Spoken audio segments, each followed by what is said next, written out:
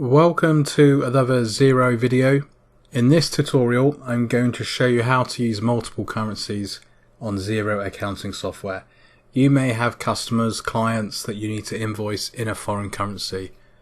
You may have suppliers that invoice you in a foreign currency. That's where multiple currencies comes into play.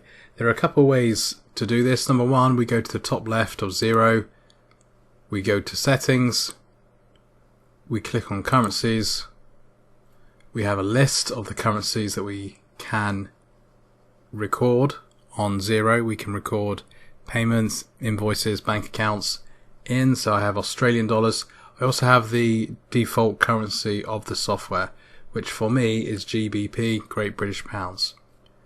If I want to add a currency, I simply just click add currency, find the currency that I want to add. Once that has been added, let's do the Canadian dollar.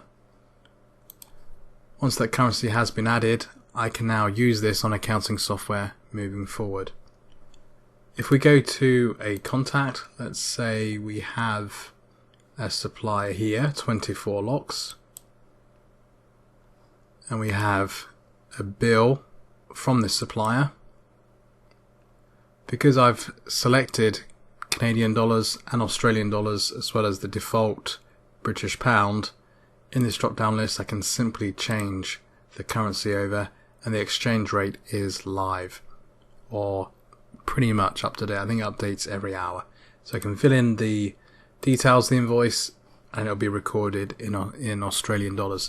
Now what's really great about Xero is other accounting software, you cannot have multiple currencies on a single account in the sense of a single supplier or customer account.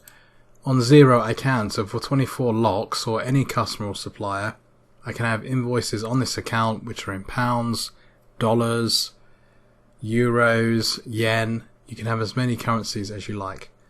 Now I did mention there's a second way of doing this. The process is the same for recording the invoice, but instead of going up here and settings and adding the currency, you can actually add the currency directly in this drop down list.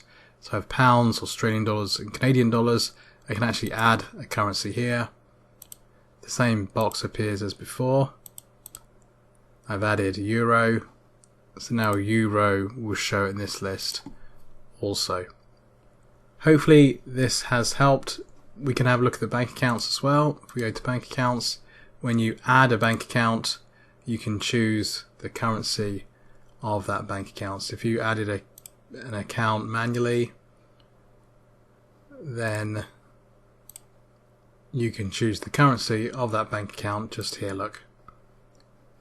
If you're going to connect an account, have a feed from Xero to your bank account, just ensure that the currency that you need to use has been added to Xero before connecting that bank feed.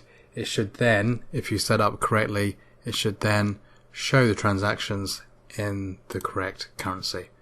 Thank you so much for watching. Please like, please subscribe.